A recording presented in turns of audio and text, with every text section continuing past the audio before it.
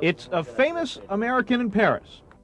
Well, about 20 miles east of Paris anyway, as Euro Disney springs to life in Marne-la-Vallée. On a site nearly one-fifth the size of Paris, some 5,000 acres, 29 attractions, 29 eating establishments, and 37 merchandise locations comprise Euro Disneyland, a theme park on the order of Mickey's California, Florida, and Tokyo homes. Guests here can expect a typical Disney effect. I think surprise, I know enjoyment, I think the same way as Americans always have, as the Japanese have for the last 7 or 8 years. There are some differences, though. Uniquely European influences add that continental charm which is expected to enchant a number of first-year visitors. Certainly I'll be here with my family, and then hopefully there'll be about 10 or 11 million others. Transportation to and from the park couldn't be easier. Aside from personal vehicles, guests can use the regional rail line, RER, or by June of 1994, the TGV high-speed train. Additionally, the site lies almost equidistant, less than 20 minutes, from Paris's 2 major airports. 310 million people live within a 2-hour flight, plus Paris has its own 10 million permanent residents, plus 27 million or so tourists that come through Paris every year before we're here. So to be near Paris and have this kind of tourist base and resident market is a gift from heaven. A gift for visitors, 6 Disney-themed resorts, from the Northwest-inspired Sequoia Lodge to the Newport Bay Club. That's more than 5,200 rooms. And the guests who stay at the Disneyland Hotel get a special treat. It's right at the theme park's front door. Festival Disney, a recreation, entertainment, food, and shopping venue, lights up the night here, as will the longtime Walt Disney World favorite, the Main Street Electrical Parade. Now, that sounds like a lot, but there's more. Golf is set for play later this year. There's tennis and camping at Camp Davy Crockett. And the future? Well, let's just say, stay tuned. This is Bill Logan reporting. The Euro Disney Resort, a magical story years in the making and relying on the talents of thousands of skilled workers to create. Nearly 40 miles of pipe supply water to the park. 360,000 trees were planted throughout the resort. It took 9.5 million kilos of cement to create 68,000 cubic meters of artificial rock. The talents of skilled artists were necessary to create even the tiniest details, to creating entire mountains and fairy tales. Things which would have actually been in a castle. It just so happens that in a sequential manner they're telling the story of Sleeping Beauty. This is a totally new idea, a totally new way of telling the story. Authenticity is important. Even details that the average guest may overlook are a must.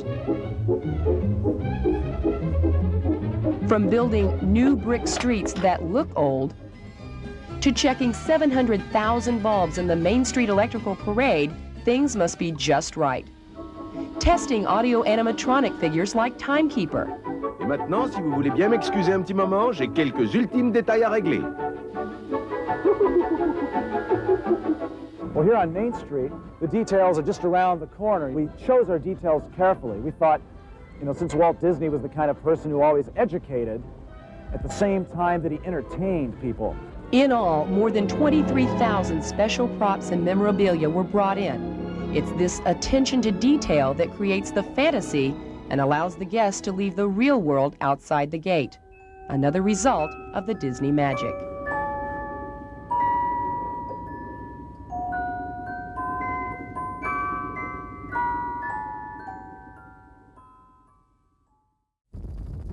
No doubt about it, this is a Disney theme park. Touches reminiscent of the California, Florida, and Tokyo properties abound.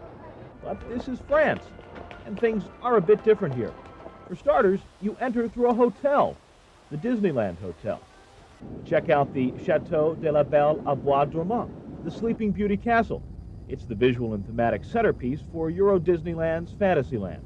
Going back and looking at a couple of the Fantasylands that we've created in the past, after having been to Europe, it became obvious that we had to go one step beyond. Actually, they've gone a number of steps beyond, from stained glass upstairs to a dragon in the dungeon. This castle is truly unique. Another unique attraction here, Alice's Curious Labyrinth. The hedge maze in Fantasyland, which is based on Lewis Carroll's story of Alice Through the Looking Glass, takes visitors on their own journey that they can set at their own pace. And in a way, it's like a video game. You can program yourself through it in any way you'd like. Discoveryland, with its Da Vinci, Verne, and Wells imagery, takes guests into the future like no other Disney attraction can. Allons, ne soyez pas timide, entrez. Entrate. Come on in, everybody. Kommen Sie rein. Swashbucklers in Adventureland look more real than ever, thanks to advances in audio animatronics technology. And in the American West-inspired Frontierland, there's Big Thunder Mountain, even more lively in this, its fourth reincarnation. Each one gets a little bit different, a little bit better. This one posed a particular challenge because we decided to put it out in the middle of the rivers of the far west. And no question, that placement makes quite a splash here. Add to that the Main Street USA arcades, functional covered walkways and exhibits designed to help guests get around more comfortably when the weather's a bit harsh. It all equals Euro Disneyland, part American icon, part new French landmark. A theme park like no other. This is Bill Logan reporting.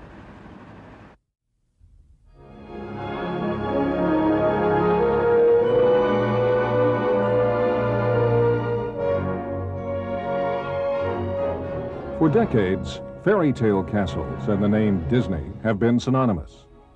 For Walt Disney and his creative team of animators, the castle represented the ultimate symbol of fantasy. With the opening of Disneyland in 1955, Walt Disney took this symbol a step further, creating a three-dimensional castle whose portal beckoned to a dream world of endless possibilities. Now, over 3 decades later, and with the advent of Walt Disney World in Florida and Tokyo Disneyland, the fourth and newest Disney castle has a completely new look and a new home in the heart of Europe. It's Sleeping Beauty Castle, the heart of the Euro Disneyland theme park. This classic Disney park is the crown jewel of a total destination resort, the Euro Disney Resort, featuring 6 themed hotels. Festival Disney, an entertainment center with a Wild West dinner show, clubs, shops, and restaurants, a wooded campground, and a golf course. It's in the context of this family resort setting that the Disney Imagineers set about one of their biggest creative challenges, creating an intriguing castle in the heart of a continent renowned for its castles. They were inspired by the castle in the Disney animated classic Sleeping Beauty and the drawings from French literature's The Book of Hours by the Duc de Berry. The castle in a Disney theme park, I think, is the true symbol of both Disney and fantasy and fairy tale qualities. It's sort of the ending of every living happily ever after dream that was spun by Walt or the writers like Hans Christian Andersen or the Grimm's brothers or whomever, Perrault. In terms of a magic kingdom being the happiest place on earth, as Disneyland is termed in California, the castle, I think, is a symbol of all those dreams. Now, with the final touches applied to even the tallest spire, the Euro Disneyland Castle towers above the 5 themed lands of the park. Like a giant pink confection, the castle is a reminder to all that a new realm of fantasy, fun, and adventure has opened its doors to a European audience.